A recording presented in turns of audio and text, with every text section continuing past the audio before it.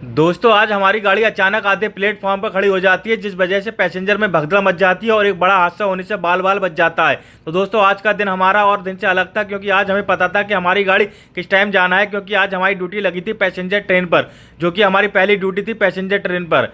जबकि मालगाड़ी में हमें पता नहीं रहता है कि कब ड्यूटी लगे, बस 2 घंटे पहले कॉल आ जाती है कि अपना बोरी बिस्तर बांध कर ड्यूटी पर आ जाओ। पर आज हमें अपने जाने का टाइम पता होता है, इसलिए अपना बोरी बिस्तर पहले से ही तैयार रखते हैं और रेडी होकर चेहरे पर एक अलग खुशी और मन में नए सवाल लिए पहुंच जाते हैं लॉबी, जहां सबसे पहले हमारा काम होता है ऑन ड्यूटी करने का।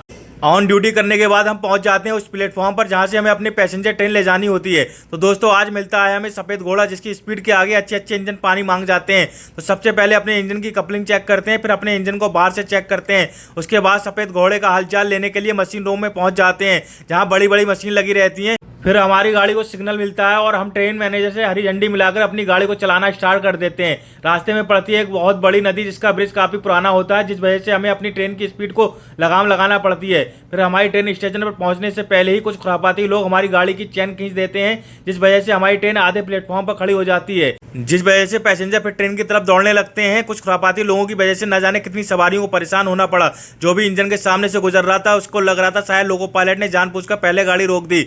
पैसेंजर परेशान थे कहीं ट्रेन चल ना दे और हम रह ना जाए। फिर मैं जल्दी से जाता हूं और जिस डिब्बे में एसीपी होती है उसे ठीक करके वापस अपने इंजन पर आ जाता हूं।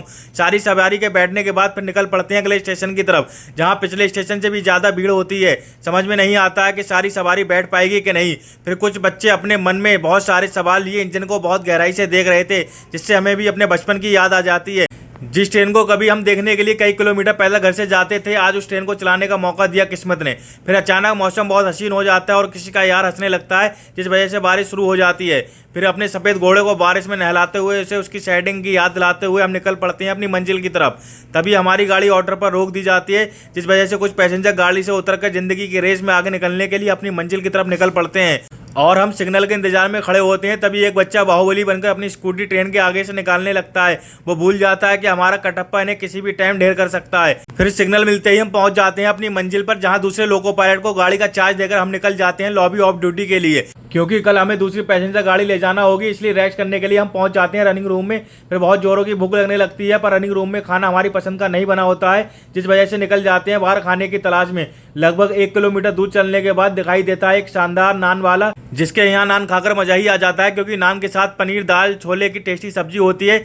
और अगर खाना खाओ और मीठा ना खाओ तो खाना अधूरा सा लगता है, इसलिए लगे हाथ खीर को भी लपेट देते हैं। फिर वापस आ जाते हैं रनिंग रूम में और जल्दी से सो जाते हैं, क्योंकि सुबह में दूसरी पैसेंजर गाड़ी लेकर अपने हेडक्वार्टर जाना होता है। तो सुबह 4 बजे नहा धोकर रेडी होकर पहुंच जाते हैं नाश्ता करने के लिए, जहां 2 आलू प्याज की रोटी, दही और चाय की चुस्की लेते हैं। फिर ऑन ड्यूटी करके पहुंच जाते हैं प्लेटफॉर्म पर, जहां बैठकर अपनी गाड़ी का इंतजार करते हैं। तभी सामने से आ जाता है हमारी पुरानी मोहब्बत, सबसे ताकतवर इंजन, जिसमें ड्यूटी करने का अलग ही मजा रहता था, जिसे देखकर हमें अपनी मालगाड़ी की ड्यूटी की याद आ जाती है।